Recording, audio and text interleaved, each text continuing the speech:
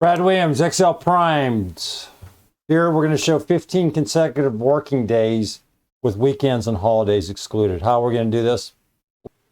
We're going to use the workday function here. We're going to incorporate the different rules. I know I have this issue about what is the starting date, what is the non-starting date. Here, our starting date is fixed, equals D2, January 2nd. Workday, how does it work? We'll have a start date. So here we have a start date, B5. Days, the working days before or after the start date. This is critical. 1 means 1 day. 1 day from your whatever you define.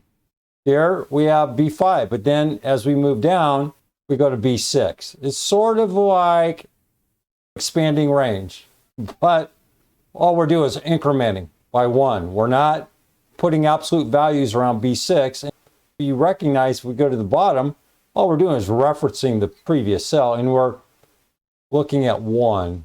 We're incrementing by 1, and we're taking into account holidays. Holidays, name range. This is just a random date. It doesn't mean anything here.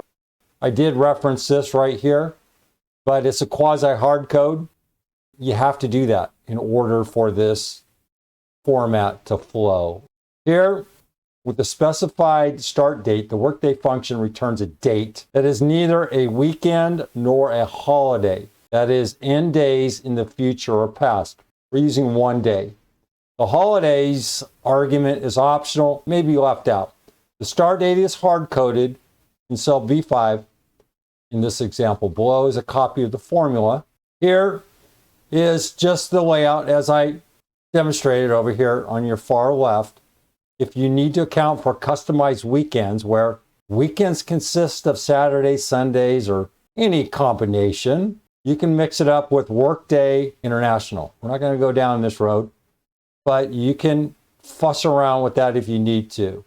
If you want to incorporate a formula as a starting point from the date, you can do that. You can see this weekday. You see this if weekday D2 equals 6 D2. You can see it's Sunday. This will automatically default over into the next workday as it does here. But what if this is a Saturday up here? What happens? F9, Saturday. See, we have a Saturday right here, the Sunday, January 28th. You could put in this right here as a date, as your start date, and then it will automatically start its normal process from there. This still works.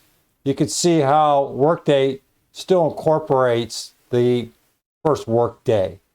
The hard-coded date doesn't have to be a work day. Your actual 15 consecutive days follow.